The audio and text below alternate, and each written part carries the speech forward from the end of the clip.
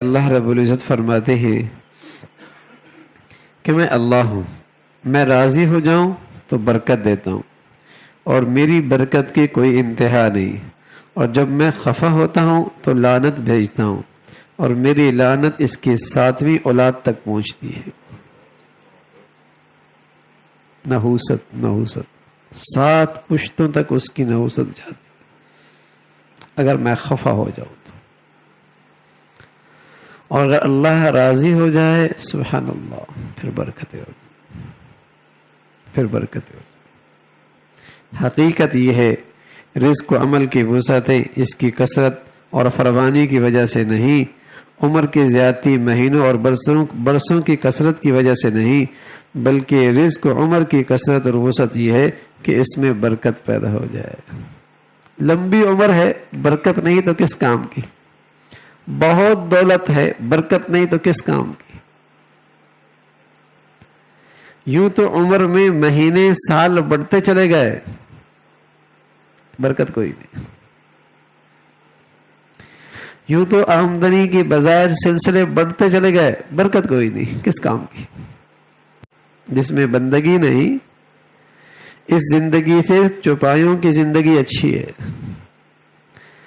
انسان کی زندگی تو اسی وقت ہے جب اس کا قلب اور روح زندہ ہو، اور قلب کی زندگی اس وقت ہے جو اپنے خالق اور مالک کو اسے پہچان نصیب ہو جائے۔ ایک ساتھی کہنے لگے کل کہ اب لوگ برکت کو نہیں مانتے، برکت کو نہیں مانتے۔ برکت کیا ہوتی ہے؟ مادیت کتنی چیزیں، میں نے کہا برکت کا مسئلہ نہیں، برکت دینے والے کو ہی نہیں مانتے، مسئلہ یہ ہے۔ اللہ کی قدرت، طاقت، اس کی صفات، اس کی شان، اس سے معرفت کوئی نہیں تو برکت کیا جانے۔ جو مخزن ہے خزانوں کا، جو خزانوں کا مالک ہے، جو بادشاہوں کا بادشاہ ہے، جس کے کہنے سے سب کچھ ہو جاتا ہے، جس کے ارادے سے چیزیں وجود میں آ جاتی ہیں، اسی کی پہچان کوئی نہیں تو برکت کیا جانے۔ اللہ کی کیا طاقت ہے، اس کی کیا قدرت ہے، اس کی کیا شان ہے۔ جب وہ اپنی خاطر خالق کی معرفت حاصل کر لے، اس سے محبت کرے اور اسی کی بارگاہ سے رجوع کرے، اس کی چوکٹ پر سر جھکائے، اسی کی یاد سے سکون اور اس کے تقرب سے انس حاصل کرے۔ جس نے یہ زندگی کھو دی اس نے ہر قسم کے خیر و فلاح کھو دی۔ اسے کچھ دنیا مل بھی گئی ہو لیکن اس زندگی کی عوض تو ساری دنیا بھی مل جائے تو ہیچ ہے۔ یہ اللہ کے قرب کی جو زندگی ہے، اگر اس کے بدلے میں ساری دنیا بھی مل جائے تو کیا ملا؟ سب ہیچ ہے۔ بندہ جس چیز کو بھی کھو بیٹھے اس کا عوض اور بدل ممکن ہے، لیکن اللہ کو کھو بیٹھنے کا کوئی عوض اور بدل ہے ہی نہیں۔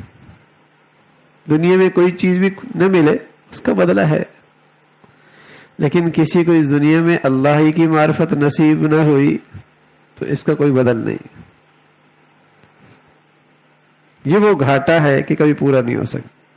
اللہ کی جس نعمت میں اللہ کی نافرمانی ہوگی وہ برکت سے خالی ہو جائے گا اور وہ چیز اس کے خلاف حجت بن جائے گی۔ جس چیز سے اللہ کا نام نکل جاتا ہے اس سے برکت چلی جاتی ہے۔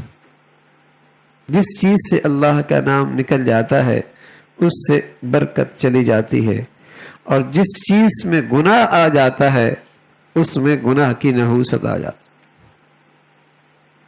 اور گناہوں کے اثرات بہت دور رس ہیں۔ بس اوقات جوانی چڑھتے کے گناہ بڑھاپے میں ستاتے ہیں، اور بس اوقات جوانی کے اور بڑھاپے کے گناہ اولاد کی شکل میں ستاتے ہیں، اور بس اوقات حرام بڑھاپے میں انگارے بن کے تپش دیتا ہے۔ نہ جانے ان گناہوں کے اثرات کس کس انداز سے بعد میں ستاتے ہیں۔ یہ ہو نہیں سکتا۔ تو برکت بڑی مبارک چیز ہے، کثرت کوئی چیز نہیں۔